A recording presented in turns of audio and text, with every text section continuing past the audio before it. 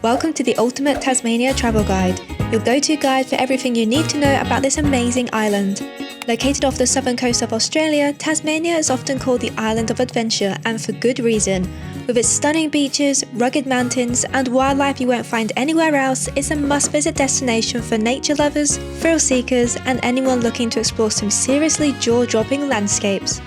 In today's video, we're covering all the essential tips, must-see spots, and epic things to do that will make your Tasmania trip unforgettable. Whether you're a first-time visitor or planning your next big adventure, we've got you covered. So let's dive in and start with how do we get there. There are a couple of ways to make your way to Tasmania, and it all depends on what kind of adventure you're after. First up, if you're bringing your vehicle along or you just want to enjoy a scenic ride, you can catch a ferry from Geelong which takes you straight to Devonport in northern Tasmania. The Spirit of Tasmania offers both day and night crossings, with the trip usually taking between 8 to 11 hours. It's a fairly comfortable and relaxed way to travel if the Bass Strait is calm, but if it isn't, then it does have a reputation of being a rough crossing. Thankfully, we had a very smooth sailing aboard the Spirit of Tasmania, and we filmed a full video of our experience which you can check out. Just look for the link in the description or the pop-up on screen now.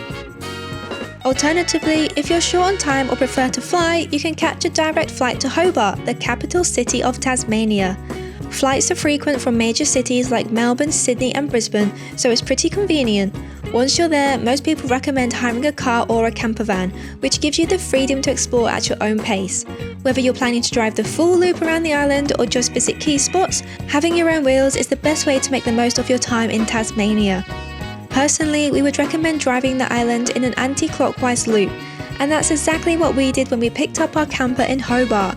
We explored the island during a 10-day road trip which we detailed in a full video, which I'll link above and in the description below. There's so much to do and see in Tasmania, especially for outdoor lovers and wildlife enthusiasts. From stunning coastlines to incredible hikes, you'll never run out of adventures. A few highlights include the Stanley Nut Chairlift, which offers epic views, little penguin spotting at Godfrey's Beach, and the breathtaking views when driving the west coast. But we've picked 5 must-visit destinations that were standouts on our trip and places that should absolutely be on your list when you visit Tasmania. First is the incredible Bay of Fires. Located on the eastern coast of Tasmania, this iconic stretch of coastline was awarded the most beautiful beach in Australia for 2025 and was a highlight of our trip. It's instantly recognisable with the incredible orange-covered boulders and crystal-clear waters. This whole area is perfect for those looking to enjoy the best of Tasmania's coastline. Next up is Freixenet National Park, home to some of the most stunning scenery in Tasmania. The park is famous for Wineglass Bay, often listed as one of the world's top beaches. The hike to the lookout is a must-do, offering panoramic views of the bay, but there are also some challenging trails for avid hikers like the summit of Mount Amos. Besides the views, you'll find wildlife like wallabies and some sheltered coves for swimming. And on a personal note, this is where we saw the best sunset during our time in Tassie. It was absolutely beautiful. No trip to Tasmania would be complete without visiting Cradle Mountain. Known for its rugged peaks and crystal clear lakes, this is one of the island's most popular national parks. There are numerous hiking trails, with one of the most popular being Dove Lake Circuit, a 6-kilometre loop with incredible scenes throughout. We'd also recommend Marion's Lookout, slightly more difficult but extremely rewarding. Plus, we can't forget the wombats, which are fairly easy to spot within the national park, especially at Ronnie's Creek, which is an absolute must-do. We loved Cradle Mountain and we spent a full day here hiking all the trails around the national park. I'll link the video in the description below and up in the top corner. Just a stroll from Launceston City Centre, Cataract Gorge is a natural oasis that's perfect for a day of exploring. You can walk along the scenic gorge walk and take in stunning views of the river and towering cliffs, ride the world's longest single-span chairlift that offers incredible views, or even enjoy a swim in the historic swimming pool or the lake. There's also an abundance of wildlife here. You'll often spot peacocks roaming freely, wallabies, and plenty of bird life. This place was a great addition to our road trip and one that really took us by surprise. As you can see, Tasmania is absolutely packed with incredible destinations and unforgettable experiences, with something to suit everyone. But now that we've covered some of the top places to visit, let's talk about when to time your visit.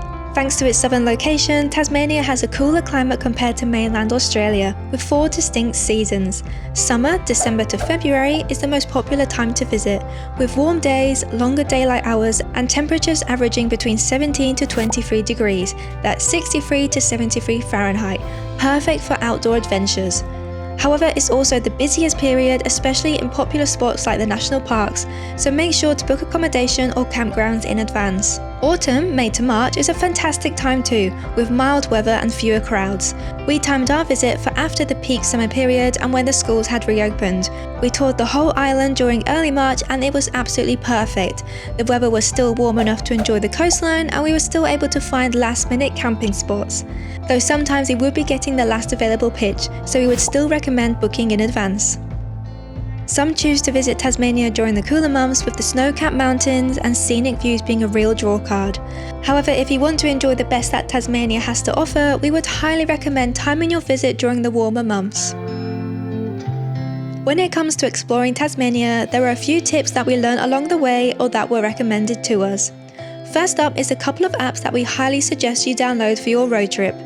Wikicamps is great for finding free campsites, water stations, public toilets, and points of interest, among other things. We use this app in addition to the THL road trip app that was recommended to us when we picked up our hired Apollo campervan. Both of these apps were extremely useful, and through them we found some great free camping spots. To visit the national parks, you have to purchase a national park pass. You can do this online and there are multiple pass options to choose from, though the 2-month pass is probably the most suited. The pass is per vehicle and for up to 8 people. And make sure you print your pass and leave it on the dashboard for the rangers to see. Next is to be prepared for Tasmania's unpredictable weather. It can change quickly even in summer. Pack layers, a lightweight rain jacket, and make sure to bring good walking boots if you plan on hiking. Also, sun protection like a wide brim hat, sunglasses and sunscreen is a must, as the sun can be surprisingly strong there. Also, watch out for wildlife on the roads, especially around dawn and dusk. Kangaroos, wallabies and wombats are commonly active during these times, and wildlife-related accidents are unfortunately quite common. We fortunately had no incidents, but we did have to stop for an echidna to cross the road. Depending on where you are visiting, you may have spotty phone service or long drives without fuel stops, so we recommend downloading offline maps. You can do this through Google Maps or Maps.me, and always fueling up while you can. It's also worth noting that it's best to stock up on groceries and essentials in larger towns like Hobart, Launceston or Devonport. Once you head out into the smaller communities or national parks, shops become few and far between.